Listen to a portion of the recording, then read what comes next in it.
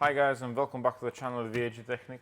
It's Sunday and I have nothing better to do because I finally received almost everything from the RS6 what we tried to build for 1000 bhp, what you've seen the videos before, and this is like update probably after 5 weeks.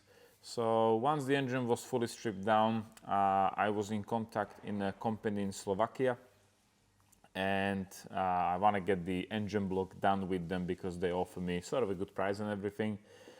And unfortunately, this is not like name and shame or anything. This is like what happened, story of my life. So after I stripped the engine down, what you've seen, I put it on the pallet. It was sent by FedEx. Luckily, that package didn't have any issues. It has arrived. The custom clearance was fine, but the other things what we sent to Slovakia, there was some problem with the clearance and tax duties and stuff, which is a bit of a disappointing because all the documents were filled properly and there was nothing what they shouldn't chase us for. They were provided with EORI number, all the invoicing and everything. It took me probably 2 weeks just to argue with the company who was doing all the documents for us, and on the end of the day, I don't know even how, because I didn't send them any additional documents. They sent that out, so I didn't pay any tax duty because it was actually exported for repairs, so it was a scrap metal at the time. But the company in Slovakia received the engine block, and like I said before, it was sent out. I was given a price, and after they look at it, it was sort of double the price. So I start thinking like, is it actually worth it to get it done? Because they told me €3,500 to do 10 liners, which is quite lots of work, but unfortunately for myself, it doesn't make too much sense to get the block done because the liners are not put in there to make the block stronger. They have to be put into the engine block because they are damaged. So I'm thinking right now, like, if I have to pay £3,500 just for the liners, and I don't know if the block is fine for the crank, because meanwhile the crank which came out from the engine is here. And I was at the machine shop down the road with Mr. Roy, and I did have a look at it, and he did check it, and we were looking at it together. And this is the footage. I heard that one as well. It's serious. They want to get the race for their calendar to bring the country up to be recognized as a tourist destination. So that's very small, isn't it? Yeah. Tiny little country next to Congo, I think it is. But yeah, I had a really good time. Unfortunately, the crankshaft is bent. I knew there's something going on because soon as I strip it fully down, I always try to put it back in without the seized conrods, and I try to turn it. Unfortunately, the crank did turn probably like 140 degrees, then it gets stuck a bit and turn again. So I knew it's not good. Unfortunately, the crank, how it's overheated and how it was basically twisting because the conrods were seizing, it's bent right in the middle. And it's quite a lot. It's like 0.7 millimeter out, which is a lot for a crankshaft, even for a tractor.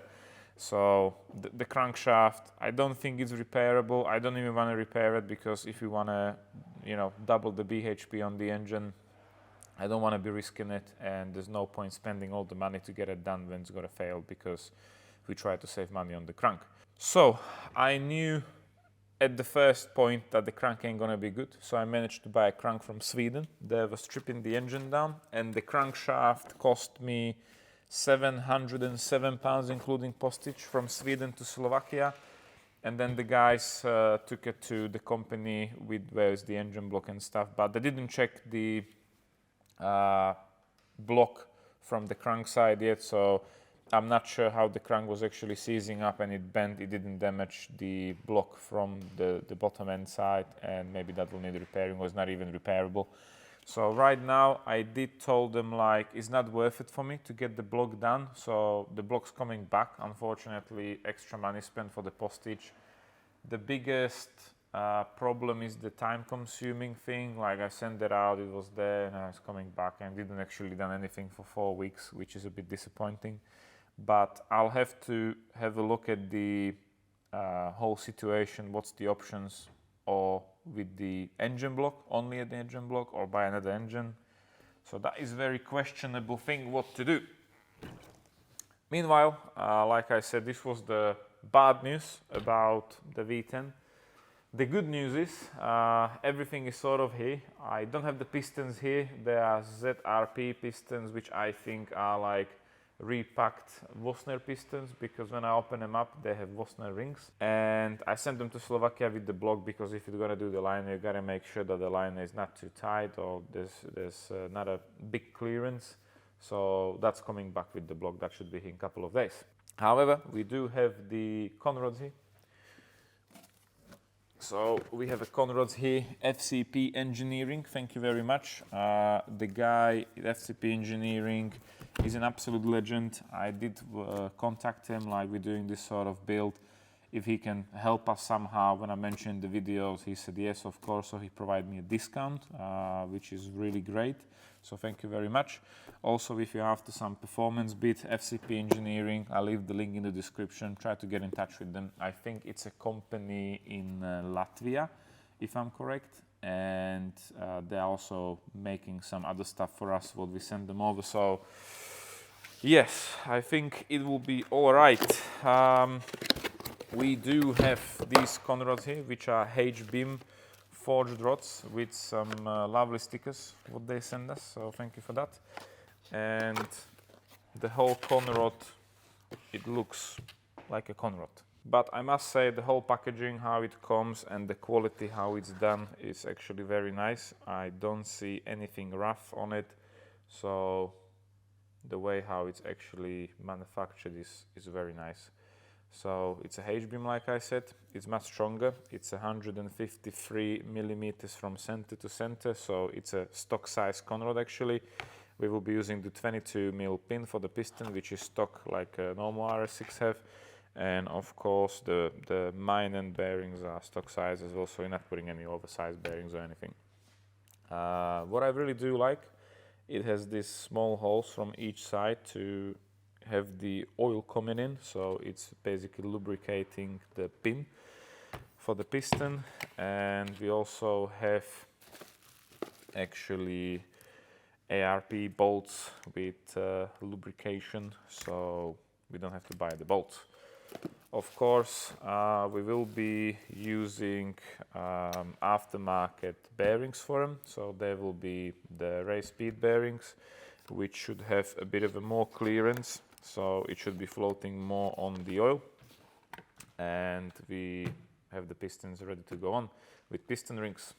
So when I've done the order on these rods, they actually arrived in a couple of days, which I was surprised, because the distance from Eastern Europe to UK is quite a bit of a distance, and I receive them quite quickly. So thank you very much for the conrods, much appreciate. Next thing, a big box. What I have here is few things from TPS, few things from RE Performance, and mainly from the OM parts. Thank you for OM parts in Slovakia to supporting us with the genuine parts. They help us a lot. Also, after I contact them, they were able to get everything sort of in 2 weeks. And there was like 1 or 2 things on back order, but everything else was like ready quite quickly.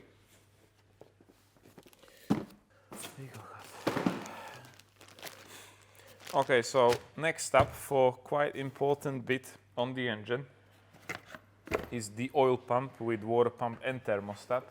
So we have a new thermostat here, we have a new water pump, which is a bit disappointing for the money what I paid, because it's just a propeller on some kind of a piece of metal with 2 O-rings, and the prices are like the prices for RS6. So I did pay for the water pump and thermostat 460 and 380, plus, like I said, from RE Performance they sent me the repair kit for the oil pump, which is 1, 2, 3, 4, 5, 6, 7, 8 O-rings and some 2 shaft seals. So that was another 650 pounds.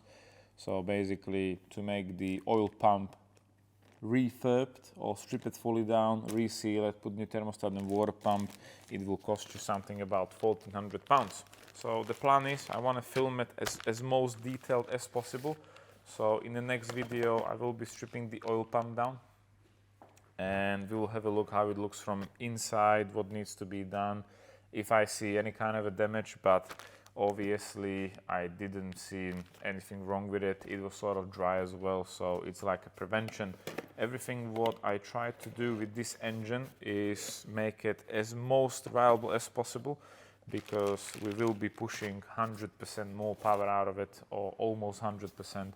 I think it's 570 stock. If we're gonna go 1000 and slightly over, it will be quite a big power increase. So that's why I didn't even want to do the block too much, and that's why I don't even want to be bothering someone to try to sort out the crankshaft, because I don't think it's actually worth it.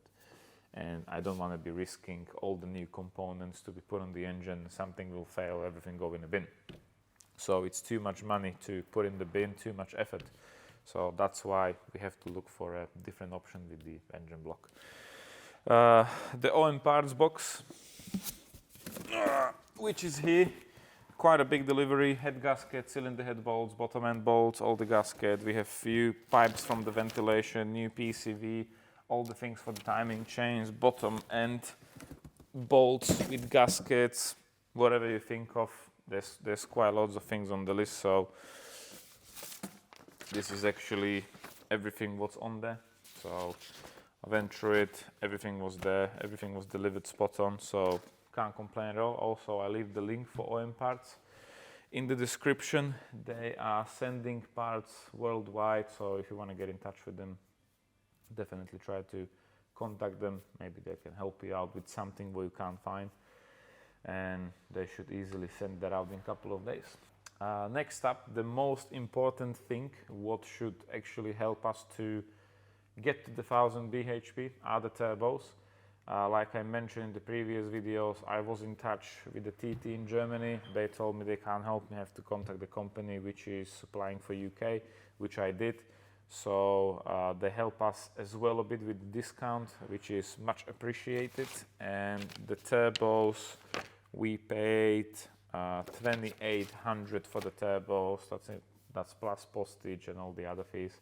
So it was sort of a quick turnaround, because I checked them before I sent them out, and I think there was only one problem, that the turbo actuator was damaged by the postage, unfortunately, so they have to give me a new one.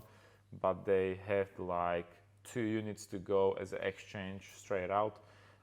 The website is saying it's 4 to 6 weeks, I believe, and they basically done a turnaround in probably just over a week.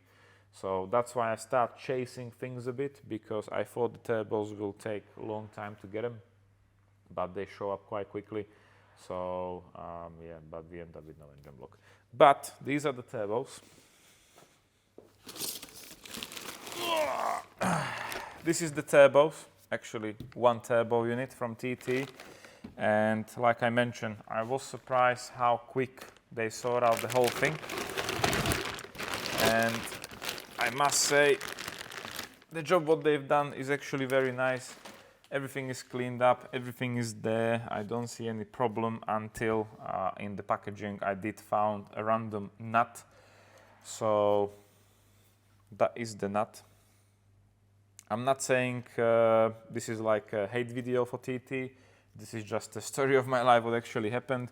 So when they arrive, I open the boxes, make sure everything is there, nothing is damaged, because the turbos, what I send them down, they were damaged, and I think it happened in the transfer while they get there, because when I send them out 100%, the actuator wasn't damaged and they have to replace it for a new one.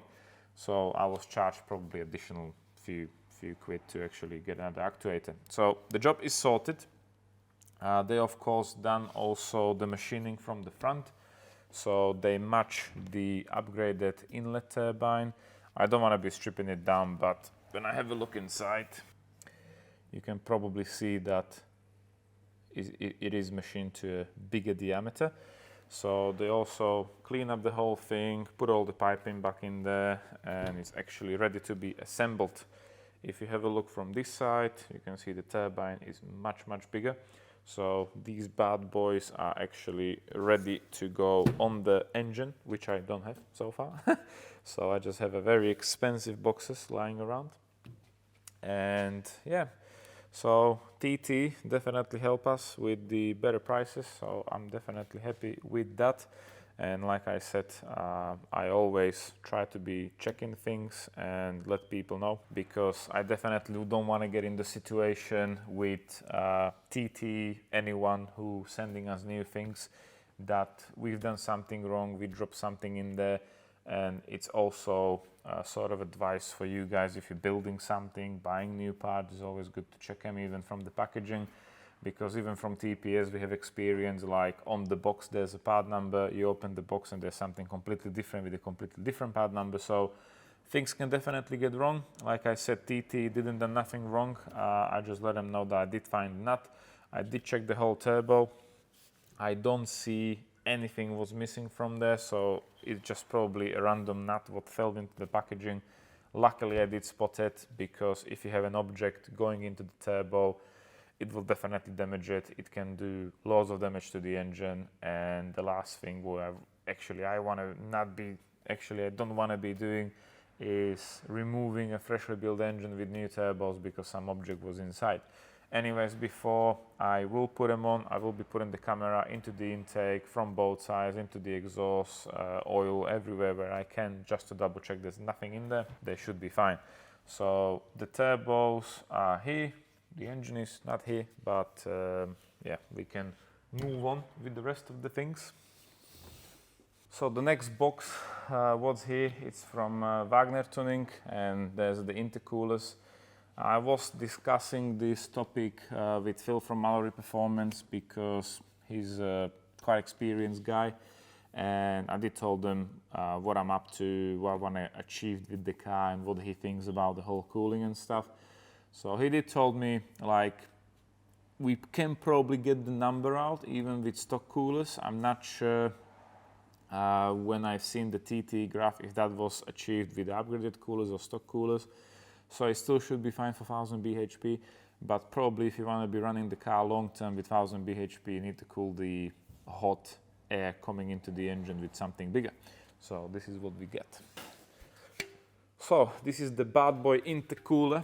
And you can probably see from this side that is not actually any bigger, but from this side it's probably wider by that much. The original intercoolers comes with the radiators, the heat exchanger for the turbos where the coolant is actually going, and they actually fully remove it. That's make the intercooler wider, which should also handle probably more flow. And of course, they didn't just delete the radiators which are there, because they're quite important, because the turbo is cooled down with coolant, with additional electric pumps and stuff. So what they've done, they made this beautiful front crash bar, which will go in the front of the vehicle, obviously. And also we have these additional radiators, which are actually the same width like what's missing from the back of it. And these will be mounted in the front like this. So we are not losing any additional cooling actually, and I think they'll do the job much better than stock coolers, because if you doubling the power, you gotta cool things down. So we have all this here. We actually paid for the coolers £2,100, and I think it was a really good price because they were discounted. Normally when I was looking, they were like £2,500, so I think this was a bit of a bargain because you need it. So this is so far everything what I did bought for the vehicle. Unfortunately, 5 weeks later I didn't get anywhere. I just received loads of expensive boxes, and it's definitely too late to give up the whole build. So I will be on the hunt for a used engine, just engine block, or find a way how to actually build the whole engine up, because like I said, I don't want to be repairing something was not 100%, especially when you want to increase the power, and by increase we mean almost 100% at this point. So So far, everything what you've seen cost us with the vehicle £18,903, which is quite a lot. Maybe some of you are wondering right now, like, why I didn't just bought a straight RS6 which is in running condition. Well, I could, but for £18,000 I can just probably get a running car which is in certain condition with certain mileage which is still used, and I'm not a big fan just to be taking upgraded parts and put it on an engine which done 70, 80, 100,000 miles and just be hoping for the best that it will not fail. So what I'm actually trying to do here is make it as a prevention, make the engine stronger and build it from a stretch to have a fresh engine, and I can make sure we can go on a longer journeys and the car will handle the power much easier. When it comes to that almost £19,000 including the vehicle, well, that is not the end of it, because I don't have an engine actually right now, which is a bit bad situation, but like I said, I will be looking for an engine or how to sort it out.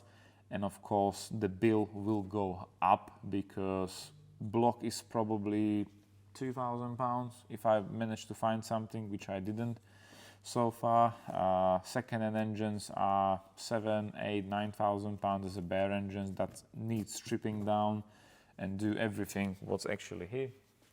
So I think we can easily get to a number of £30,000 to put the car back on the road. Of course, what's not here or what's not in the price yet are the bottom end bearings, conrod bearings. We'll be using the race bearings will be bought for it. I think we have them somewhere here. I just forgot to bring them to show you, but they're just bottom end bearings really. These ones should have a bit of a more clearance, so all the parts are floating on more oil film than the stock ones. The stock are a bit more tighter, but before we build it, we'll check the clearances, what you've seen in the previous video, just to make sure everything is in the spec as it should. Then something silly maybe, but the car will need like new tires, and I can't put budget tires on that. Also, when it comes to additional cooling, not talking about the intercoolers, I was thinking about water methanol, which will be probably another 800-900 up to £1,000. And of course, once all this is fit, all the boxes will be empty, the car gotta go for a tune, which will cost a bit of a money, and it needs to run on some kind of a petrol as well maybe, and also there's no guarantee that the car will run fine from the first day. Then of course, silly thing, maybe gearbox service, maybe differential, put the oil out, put fresh oil in there, and many small things. So I thought the build will be a bit cheaper. Definitely the situation with the engine block didn't make it any easier, but I'll see how it goes. So far that's all the update I've got for you guys. Like I mentioned, in the next video I would like to strip the oil pump down, when after stripping I might find there's something wrong and I have to get a new oil pump, which is probably up to £4,000, which I'm really hoping it won't be the case. And in the next video I want to strip it down, try to rebuild it, see what's the condition of it, use the repair kit with the thermostat and water pump, and just make a more detailed video. So meanwhile I'm going behind the computer and try to reach someone and find someone who have what I need. And thank you for watching. We will see you in the next video, probably with the V10 engine, the RS6 build, and I'll keep posted. So thank you for watching guys, and take care for now. See ya.